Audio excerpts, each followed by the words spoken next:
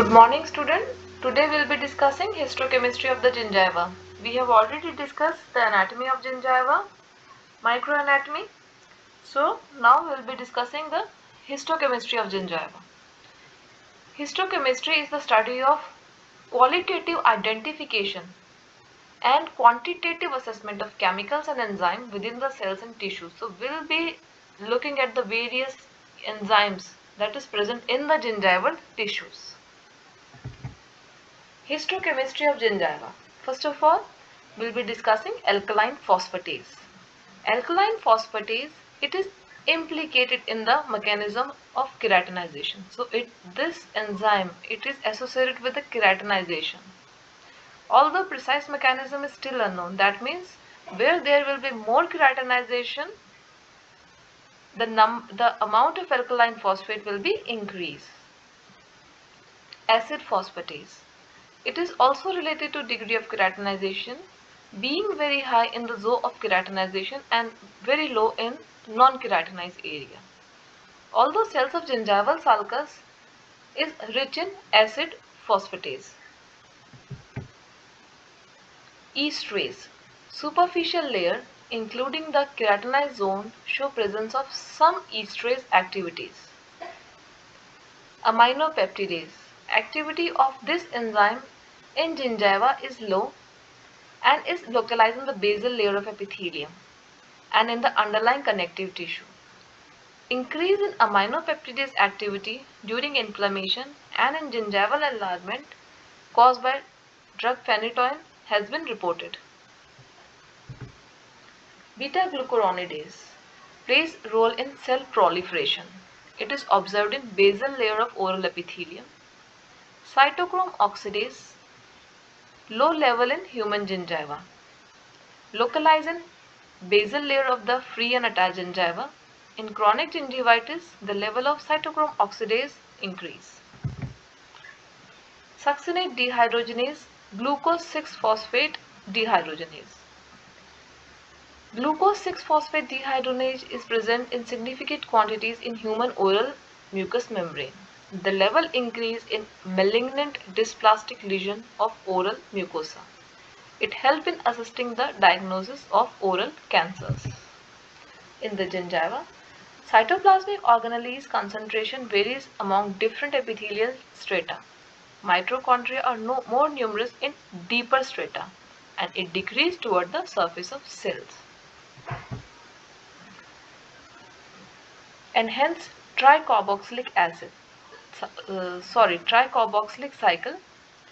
The histochemical demonstration of succinic dehydrogenase, NADP, cytochrome oxidase and other mitochondrial enzymes revealed a more active tricarboxylic cycle in the basal and parabasal layer. Just because the number of mitochondria, they are more in the basal and suprabasal layer. Whereas the proximity of the blood supply facilitates energy production through aerobic glycolysis and hence implies more oxygen consumption as compared to upper layer of the gingiva. Now coming on to the pentose shunt. Enzymes of pentose shunt, which is an alternative pathway of glycolysis, such as glucose 6-phosphatase, increase their activity toward the surface.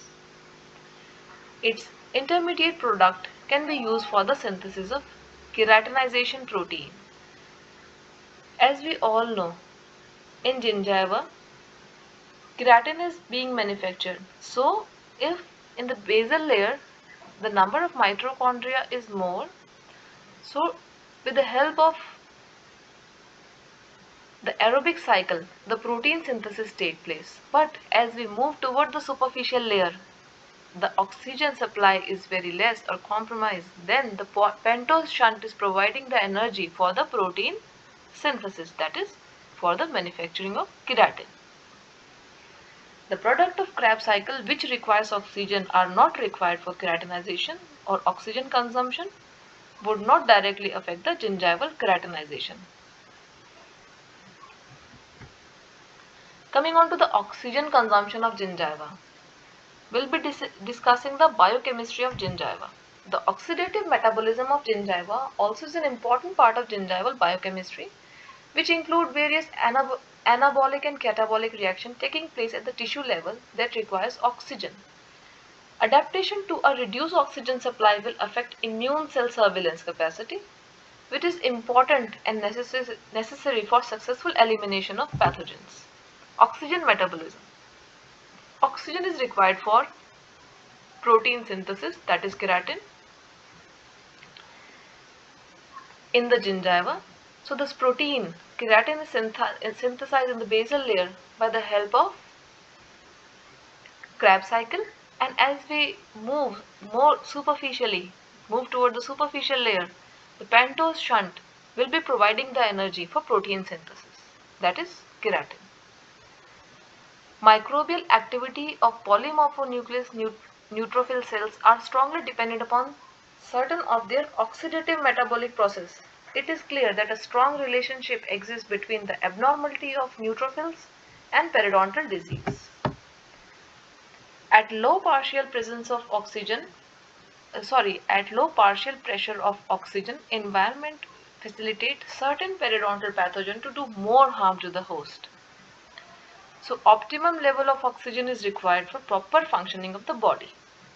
Porphyromonas gingivalis is one such periodontal pathogen that increases periodontal ligament fibroblast oxidative stress and induces a reduction of catalase, indicating a collapse of protective machinery. Tissue oxygen saturation was significantly compared to a healthy site. If it was compared, then it was found that it was decrease in the gingivitis and periodontitis site. Tissue oxygen saturation was decreased in the gingivitis and periodontitis site.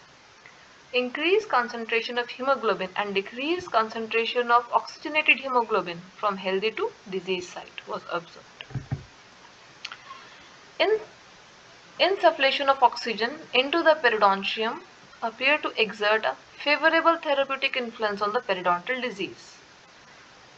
There is a genetically transmitted disorder of oxidative metabolism known as acatalecemia,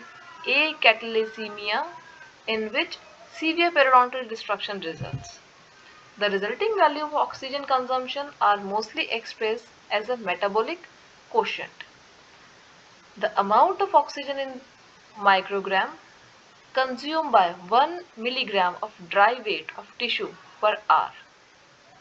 The normal oxygen consumption of gingiva has been measured as 1.6 plus 0.37.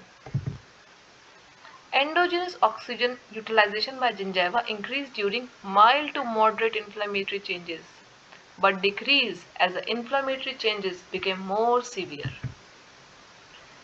What is clinical application of this? Beneficial effect of hyperbaric oxygen therapy. Oxygen can accelerate healing where indicated.